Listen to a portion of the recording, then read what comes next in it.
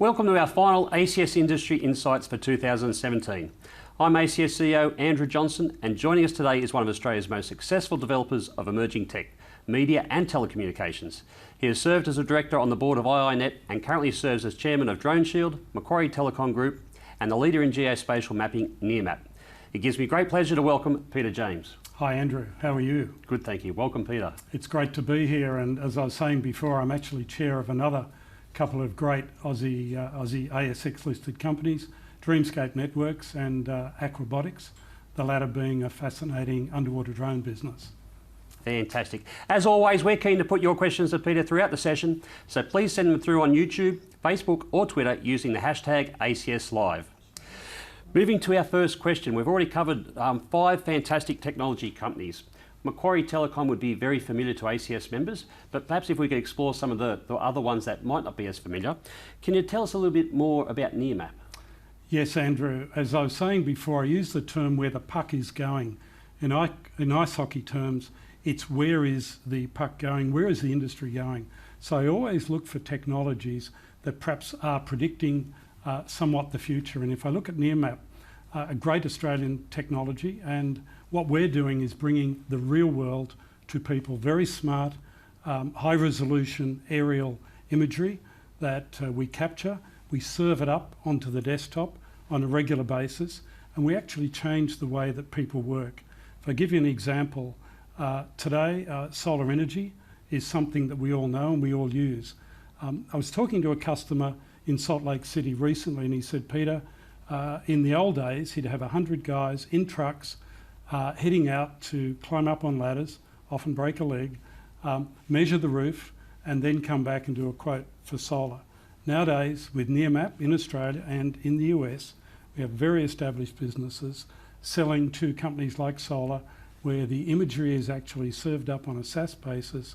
So the same guy that used to get in a truck no longer leaves the desk, and he can work in total safety and efficiency, putting the quote together and sending it out.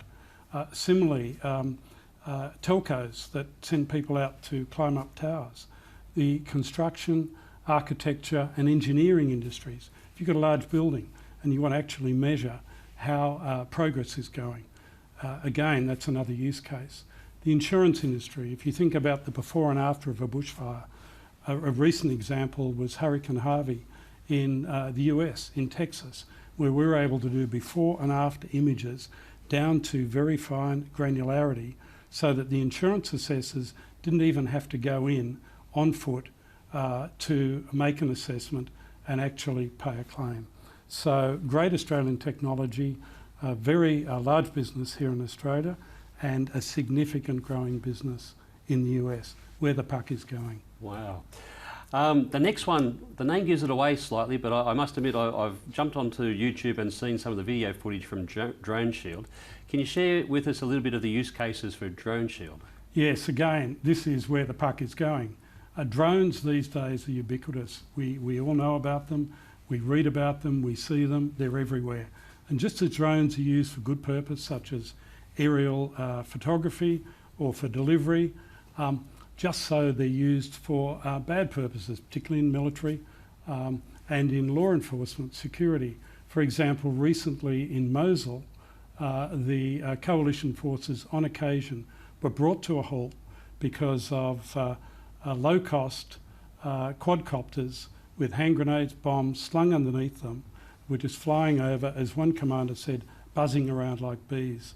And the coalition, all they had was small arms fire to deal with them. And that's where Droneshield comes in. So we're not actually in the drone business, we're in the drone detection business. So we've got a very sophisticated technology, originally developed in the US, and we've now brought it down under, which detects using radio frequency, thermal, radar and acoustic, detects the drone up to 2 kilometres out, but then actually enables using a drone gun. The drone is disabled, or on occasion can actually, using the GPS, be sent back to where the drone came from. So again, where the puck is going, it's not just about the drone industry, but it's about detection and countermeasure, and we're selling that system, those systems to militaries right around the world to law enforcement. Another example, another use case is prisons. Prison walls are meant to keep bad people in, but of course with drones, cheap off-the-shelf quadcopters, you can actually bring contraband, drugs, mobile phones in. So again, our products, our systems are used there. So great Australian technology listed in Australia, but being sold around the world. Fantastic. And then sticking with that drone theme, a new one just listing early this year in June, aquabotics. What's aquabotics about? Look, a simple word I'd use is for aquabotics, think underwater drones. And as I was saying, a lot of the technology in drones comes out of these smart devices, GPSs, cameras, lights, all micro, which enable you to run your business from that. Similarly, that technology has been taken up into drones. The underwater drone industry is several years behind the aerial drone industry. So again, where the puck is going is actually taking the smart aerial drone technology, putting it underwater. The use cases, again, are many. Firstly with military, so we're selling our units around the world, the US Navy, US Coast Guard, Canadians, the Pakistani Navy, etc. And they're used for surveillance. As I was saying, there's all sorts of modules that you can build into our unmanned vehicles. And they can be sensors, clarinity, salinity, turbidity, temperature, cameras, mapping, GPS, etc. So anywhere where you'd want to put a diver, you can actually put an unmanned drone via aquabotics. We were talking about aquaculture. There's a large number of civilian use cases, so that 50% of today's fish that we eat is farmed. And when you've got these huge ocean-built fish farms, you've got to do inspection. So that, as I was saying, Scandinavia is one hot area for us, South America, Chile, and then closer to home in Tasmania, and also up on the northwest coast of Australia. Large fish farms are using aquabotics platforms to go in and do inspection. But then again, where the puck is going, it's the data that we collect from those missions. If you can imagine an underwater unmanned vehicle, underwater for several hours, comes up via a transponder, sends data via the cloud. That data is captured and analysed for whatever purpose. So three very different Australian technology companies listed on the ASX and selling our products around the world. Fantastic. I really like the idea of where's the puck going. ACS events in recent times have really focused on the moonshot and what does innovation look like in this rapidly digitising, automating world. What's your philosophy around innovation? Certainly the word moonshot, I love it, but trying to predict a moonshot, when I look back on, and I'd call Ionet by the time it finished, was $1.5 billion company. And as I was saying, when I started with Ionet many, many years ago in its infancy, no one had ever heard of it, and people said, why? You can never tell to be the first thing. But I'd make a couple of observations, Andrew. Firstly, it's about the Australian culture, and I think it's a lot to do with the tyranny of distance. So we're a long way from anywhere else. We're early adopters. We're willing to have a go. We're curious. We're innovative. And we travel a lot, and we're well educated. So that I'm a big believer in the Australian culture of innovation. But one of the call-outs I'd make is that we shouldn't lose sight of the fact that around the world, and I'm fortunate to visit a lot of these hubs, and it's not just about Silicon Valley, there are people out there with similar visions, similar thirst for knowledge and innovation, who are targeting the world. And I'll pick out Bangalore, for example. You go to Startup Saturday Bangalore, and they have theirs on a Saturday. I'm not sure whether you get an Aussie startup group on a Saturday. You probably would. But you go to Startup Saturday in Bangalore, and there's just hundreds of people, all there thirsting, listening, wanting to learn, and wanting to take innovation to the world. One last point on innovation. I'm a big believer in MVP, minimum viable product, proof of concept. That is, don't sit in your bat cave or your R&D centre trying to build something.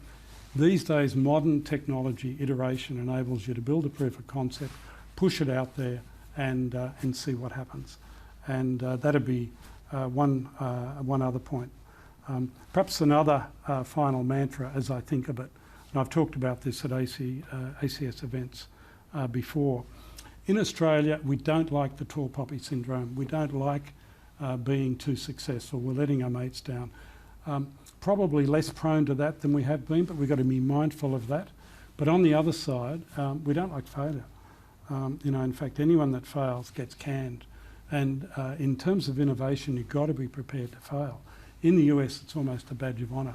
So if we're not careful, we could end up with mediocrity, that is, too scared to be really successful and too scared to fail. Hopefully we're alive to it, we're alert to it, but I'd call that out as a caution. Understand. Obviously you're involved in emerging tech areas which are very exciting, but interested in your observations across the broader Australian economy. Which organisations, companies are reinventing themselves faster for this digital age, and which ones do you think are taking that leadership role and trying to encourage people to innovate and fail fast and tackle new horizons? I'm going to throw out a curveball here, and I stopped and I thought about it when we talked about your areas of interest and where the questions might go. I'm going to put up the banks. Now, I can imagine the viewers there, their jaws dropping, thinking, God, why has he picked up the banks? And sure, they quite rightly are getting their fair share of attention at the moment.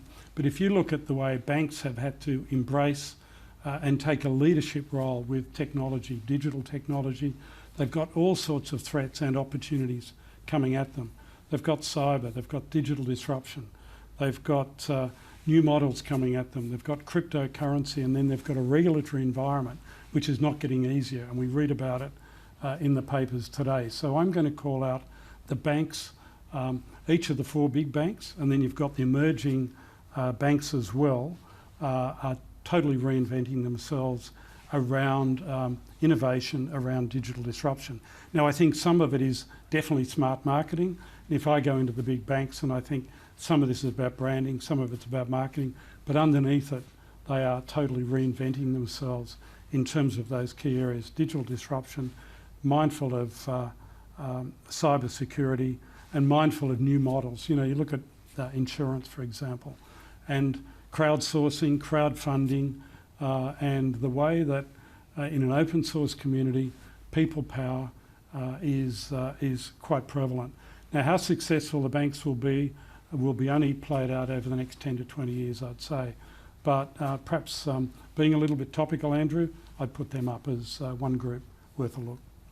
Thank you, Peter. We've had a couple of questions come in from our viewers. We'll go to the first from Thomas on YouTube. What do you see as being the regulatory challenges around a business like Droneshield? Look, it's a good point in that Droneshield typically sells to militaries. So one of the regulatory challenges for us to sell into the US, we have to have particular US clearance.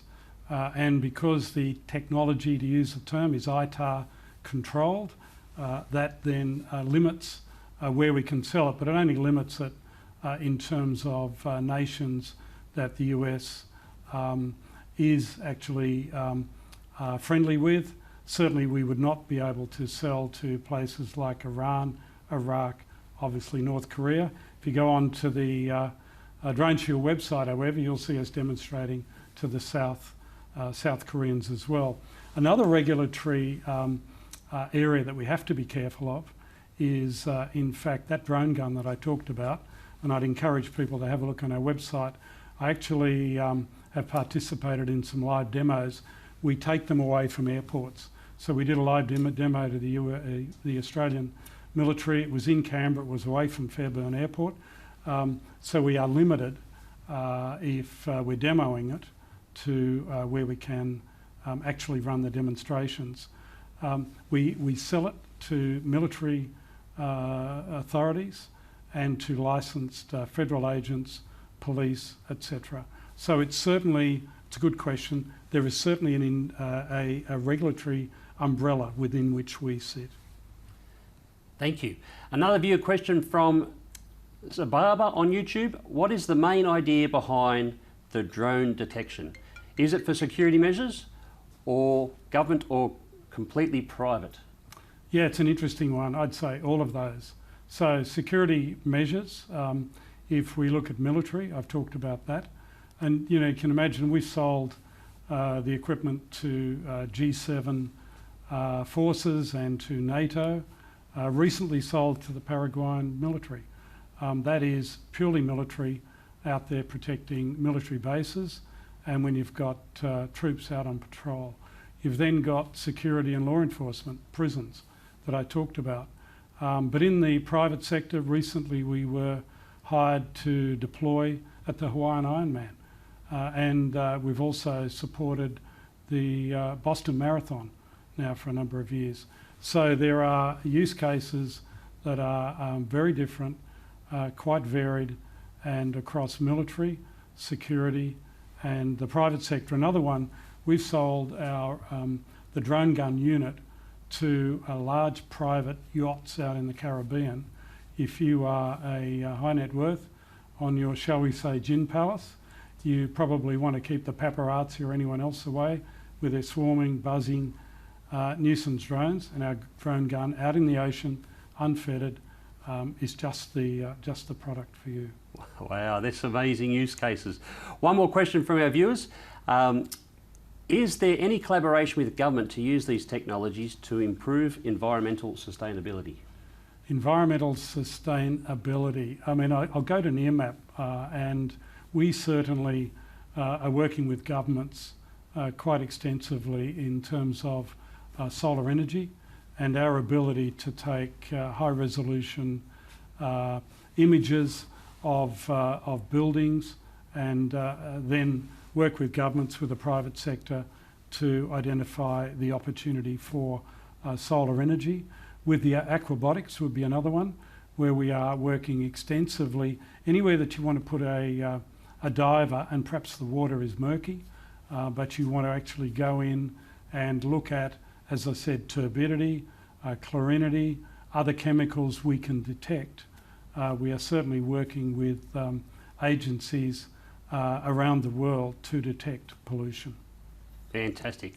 We're going to throw to a quick break, and after that break we'll come back with more questions for Peter, but please keep your questions coming in. Don't forget, use the hashtag ACS Live either on Facebook, YouTube or Twitter. We'll be back in a moment. Our next generation are preparing for jobs that do not yet exist. The possibilities are breathtaking. Using technology, our children have the ability to solve the world's big problems.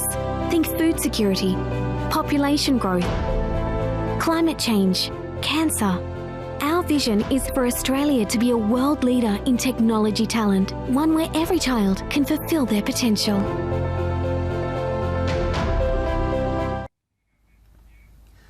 Welcome back to ACS Industry Insights with our special guest, Peter James. Don't forget to send your questions through on Facebook, YouTube and Twitter using the hashtag ACS Live. Peter, you've had an incredibly successful career in technology. It goes back a long time, but I'll let you share how far that is. Really interested in your insights on how you've seen the Australian tech scene change over that period. I'd certainly say, Andrew, that I've had an interesting journey and it hasn't stopped. And one of the messages I'd give to my ACS fellow members is always stay relevant, always stay curious, and looking to the future. All I'd admit to is that I've been around longer than I'll admit to, but I actually did a computer science degree at what was then the Canberra College of Advanced Education, now University of Canberra, on a government scholarship. And that was back in the day. Probably none of the users, none of the members out there would remember of Burroughs mainframes, punch cards, punch paper tape, and heaven help me, the like. What was different in those days, I think there were 5 of us on scholarship doing this course around Australia. So I'd go to a dinner party on a Saturday night. No one had any idea what I did. No one had any interest what I did, because it was totally relevant to their daily life. They knew that I worked as a programmer, a developer. And what I'd say again, I was a programmer, now a developer in languages that are long dead, or that people have long since forgotten, the Fortrans, the COBOLs, etc. I worked in a data room under the ground with no natural light, and we had windows painted on the wall, so we had a sense of, and we'd ring up to the receptionist who'd tell us what the weather was like before we came out. I lived through the mainframe era, then into minis, things like DEC faxes, etc., programming in those, into the world of PCs, and of course now I love the world that I live and work in, and that is the cloud, the internet, and modern open source systems. And I am so passionate about open source because I grew up in a world of proprietary systems. And of course today the technologies that we use, and I hear the word digital business, it's not digital business, it's just business. So that today the technologies that we use underpin our daily lives, and I'm delighted to see, I mentioned it before, the ACS come along that journey with me and take a leadership role from being perhaps a small group, and I joined the ACS in the 70s. The official records show it's the 80s. Someone didn't back a tape up at one stage, and I think the records got lost. But I'm delighted to see the ACS also grow from being perhaps a small select group of a few of us, where I joined as a student, through today where it's mainstream and taking a leadership role in debate and public policy. Excellent.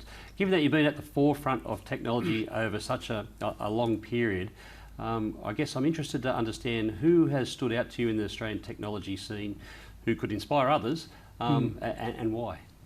Look, it's a great question, and I'd encourage members to go to the website, the ACS website, because the great history of Australian computing in that, written by Graham Phillipson. And I read through it, and the first person I'd call out is a gentleman by the name of Roger Allen. Roger Allen founded a company called Computer Power Group back in the 70s, 80s. And he's one of his co-shareholders at the time was another gentleman by the name of Rupert Murdoch, and people probably don't know, but it was Rupert who got into computer power, and he saw technology then as an enabler, perhaps to totally revolutionise the printing industry. So I'd call out Roger Allen, and Roger was with Computer Power for many years. That's where I learnt a lot of what I know today, and it was this hunger to make a difference.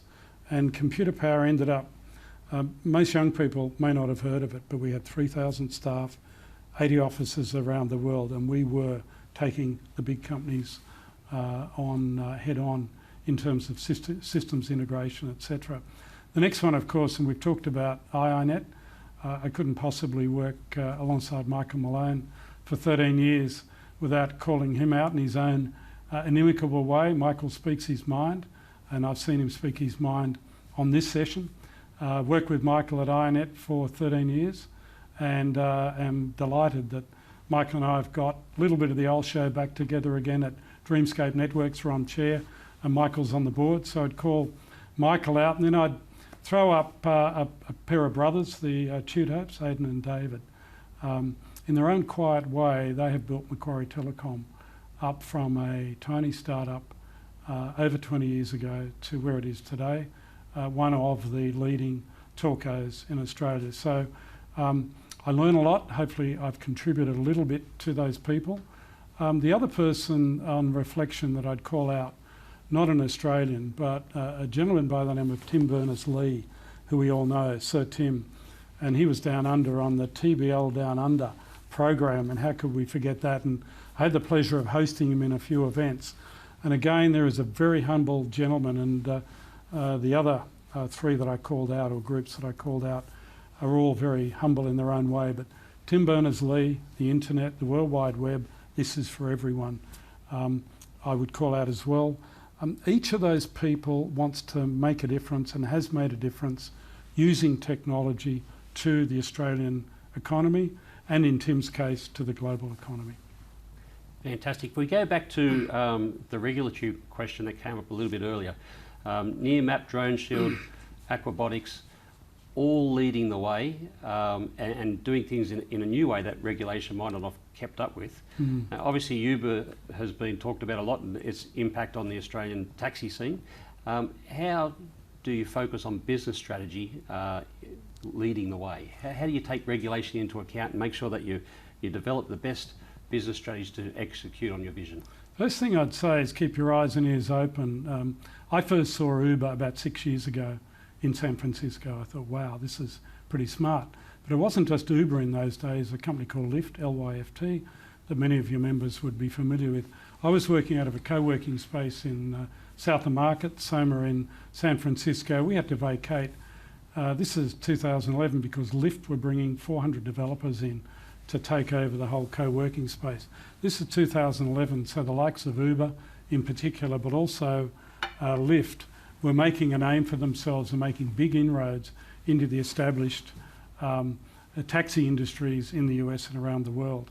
So that the equivalent here in Australia, the taxi industries, should have seen it coming.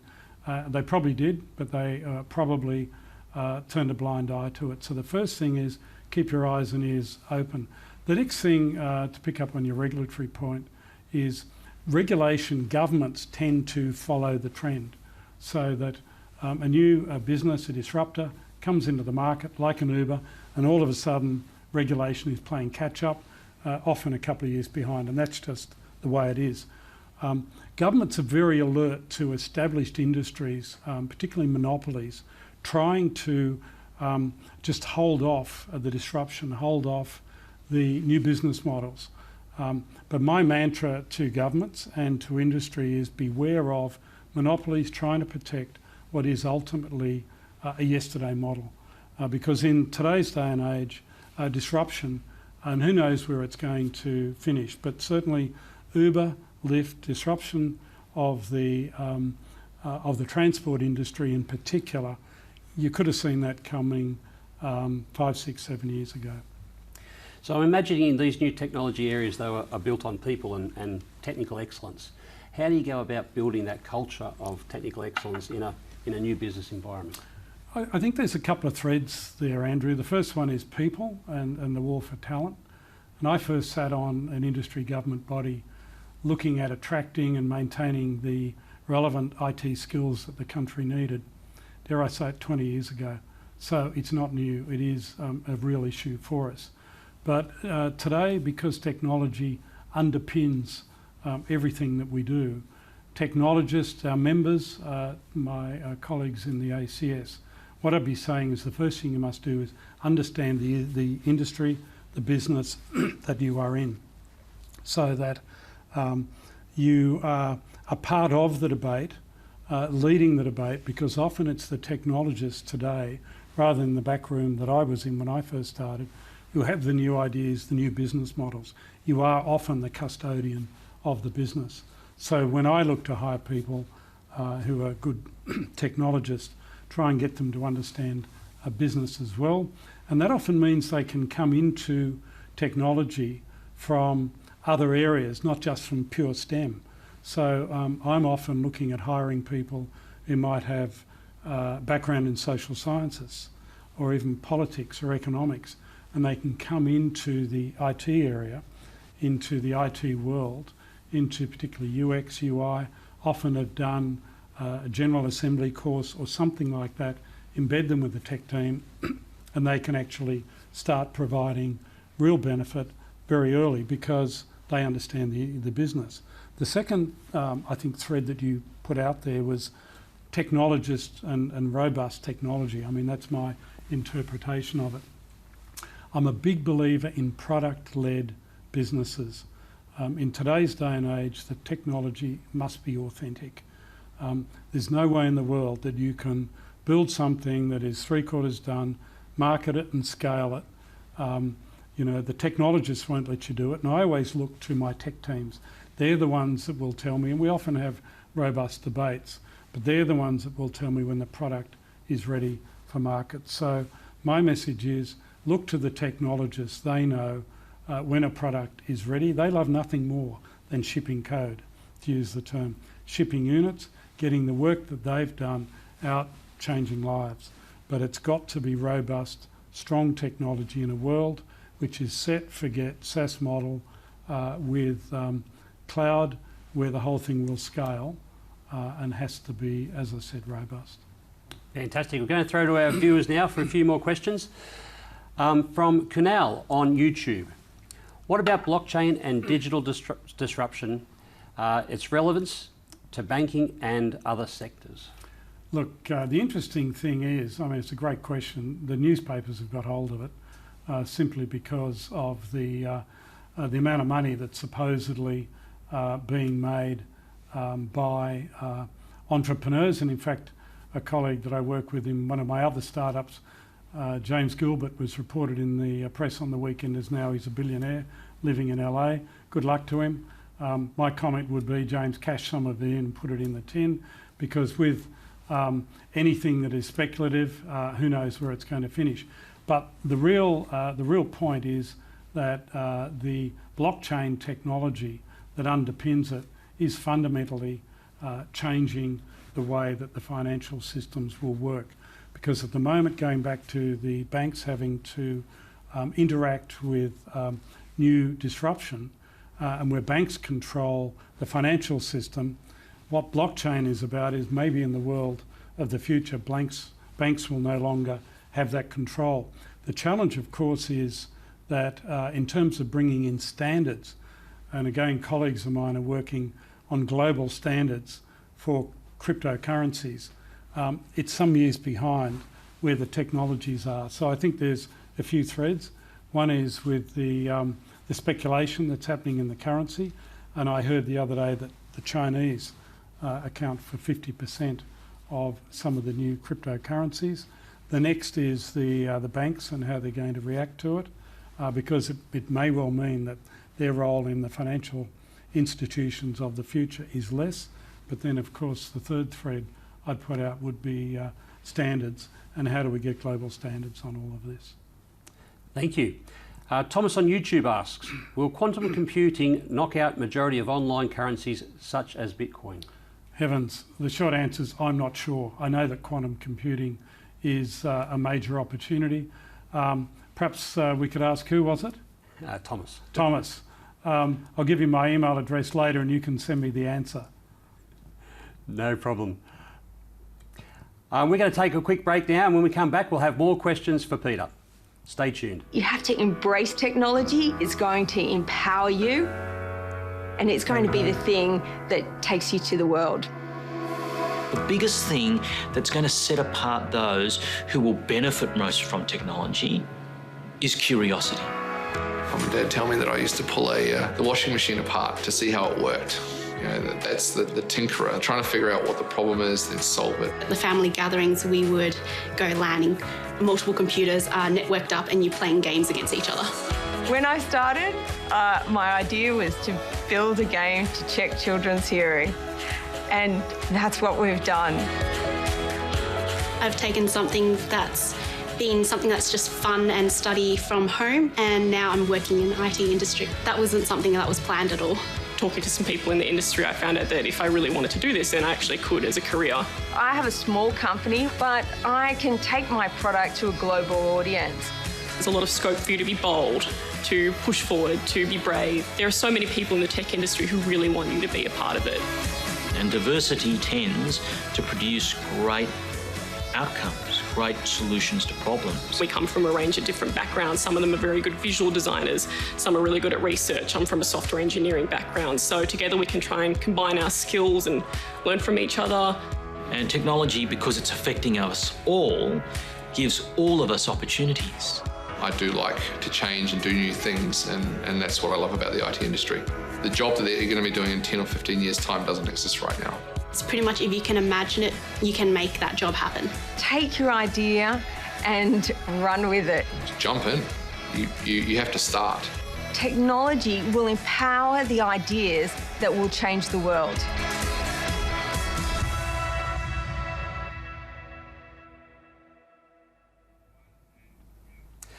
Welcome back to ACS Industry Insights with our special guest, Peter James. We have another viewer question from YouTube. Radio frequency has increased with the use of mobile phones. Do drones and aquabotics rely on radio frequencies, and what is the effect? Let me pick up on drones in particular. So that drones certainly use a range of radio frequencies. So what we have to do in detecting them is actually constantly poll a whole range of frequencies, and some drones can be set up to actually change frequencies at any one time, constantly moving between them. So our technology actually detects those radio frequencies, but we also use thermal, we use radar, and we use acoustic. So it's multiple sensors. But then when it comes to the drone gun, the countermeasure, that actually uses the radio frequency. It's active, sends out a cone 30 degrees for up to 2 kilometres, and again polls the radio frequency until it gets a lock on the RF that the drone is using, and if the drone swaps, it'll follow it and change it, and it can actually, I think I said, land the drone and decommission it, or actually send it back to where it came from. So if there's a perpetrator there, if they're still there in the same spot, the authorities can actually catch them. Now that sending it back actually uses GPS, but RF, radio frequency, is a core component of our technology. That's amazing technology. Another question from our viewers. What advice do you have for budding IT entrepreneurs? Have fun would be the first thing. Give it a go. Be prepared to fail. And we're always a couple of mantras. Work with some good people, people that have a similar work ethic or approach to life, and try and look to where the puck is going. You may end up with the best widget, the best mousetrap, but if it's not where the future is and no one buys it, no one uses it, or it doesn't solve a problem. I often say the problem you should be solving is something that is the equivalent of a massive headache where someone needs a quick solution and is willing to pay almost anything for it. If you're selling vitamins, however, in the technology sphere, they're slow burn and not as urgently required. So a couple of thoughts: work with smart people where you're a good cultural fit, have fun, and build something that customers want and is where the puck is going. Fantastic. So where do you find smart people? In these emerging tech areas, how do you find the right talent?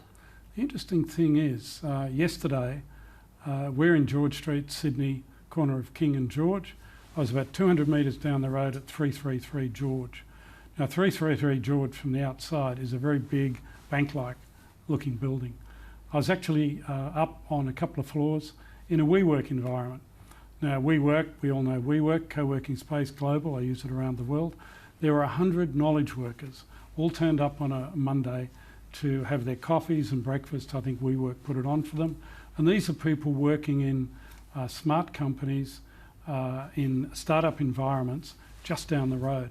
So the first thing I'd say is the startup innovation community is all around us. We may not see it, and it is burgeoning. 5 years ago in Sydney, there might have been fish burners, and then Blue Chili came along. In Melbourne, there was the York Butter Factory, Inspire 9. But now these co-working spaces are all around us, and that is a great place to find the startup entrepreneurs, innovators. But then, as I said, you can find people in banks, you can find people in government. And we shouldn't forget government's role and their digital transformation agency and the amount of spend that government has in the digital sphere and their ability to make significant change as well. Fantastic.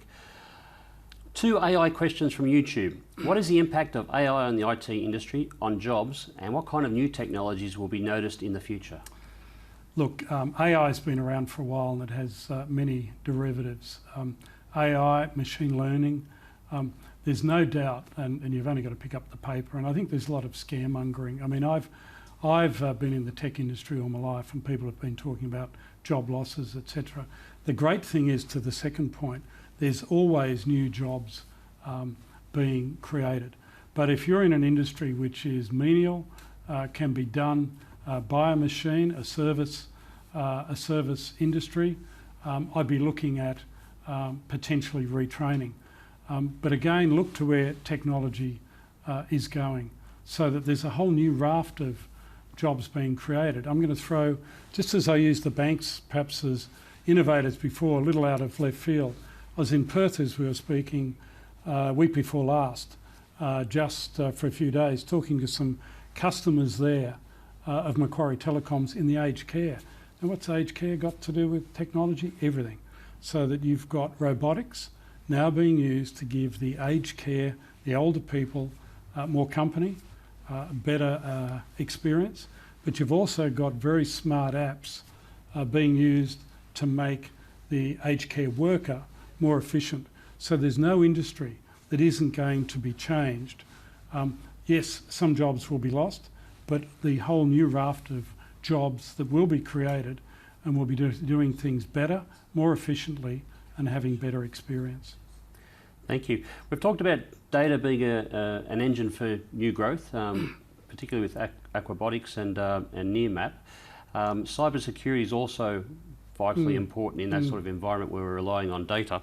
Can you share with us your cyber chapter champion role and what that entails with DFAT? Again, I mean, cyber is one of those great opportunities for the country. I saw Minister Dan Tehan, the Minister for Cybersecurity, came out the other day and said, today there's 19,000 workers, technology workers, working on cybersecurity in Australia. Fascinating, and it just shows you how well we are doing and how great the opportunity is. The cyber debate in Australia is led by the Prime Minister, and he has appointed Dan Tehan as a Minister, and as Chairman of Macquarie Telecom, I work with both their offices to support the government initiatives. But just as those two portfolios have a role, so has DFAT.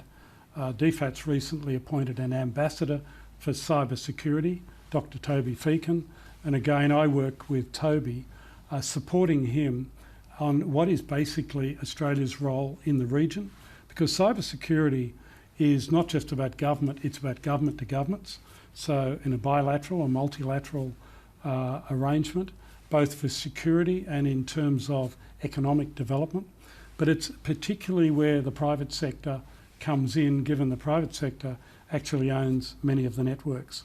So that it's one of those growing but important areas where the government and the private sector work hand in glove to provide the cybersecurity that we need as companies, as governments, and on the global stage.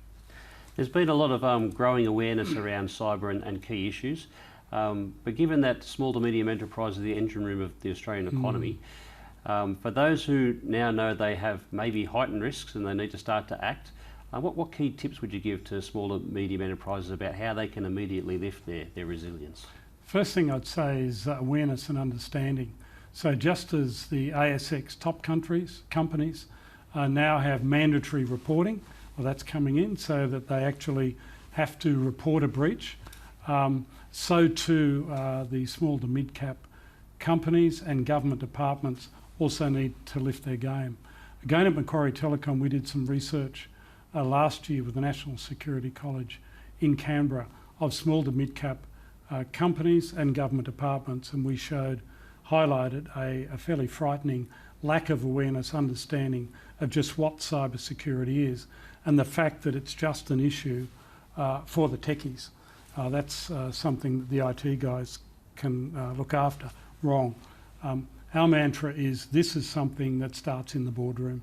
This is something that starts with the directors, and they've got to understand that it is got to be cyber security and awareness has to be permeating right throughout the DNA of a company.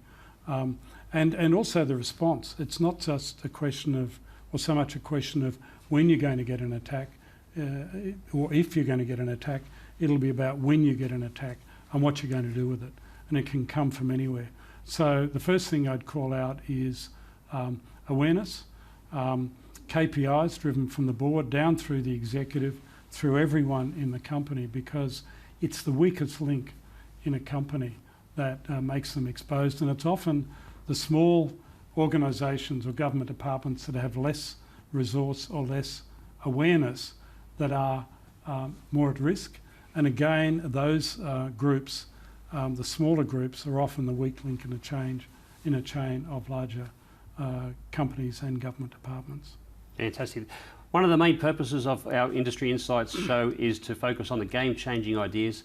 As a final question, if there was one thing that you could change from a public policy perspective that would help expedite our digital transformation, what would that be? Well, I think the scary thing is, Andrew, I could list about 7 or 8. Again, I'm going to be a little bit topical, and I'll call out the government spend itself. With the DTA, the Digital Transformation Agency, several $1 billion worth of spend into digital. The government's taking a lead role here, and we should look to the government. Obviously, the private sector has a big role, but let's not underestimate the role of government in digital transformation. Thank you, Peter. Well, that's all we have time for our last ACS Industry Insights for 2017. I want to thank our guest, Peter James, for his fantastic conversation tonight and those emerging technology areas, and also to the ACS members who have joined us throughout the series. That's all from us now, but we look forward to bringing you more in the ACS Industry Insights series in 2018.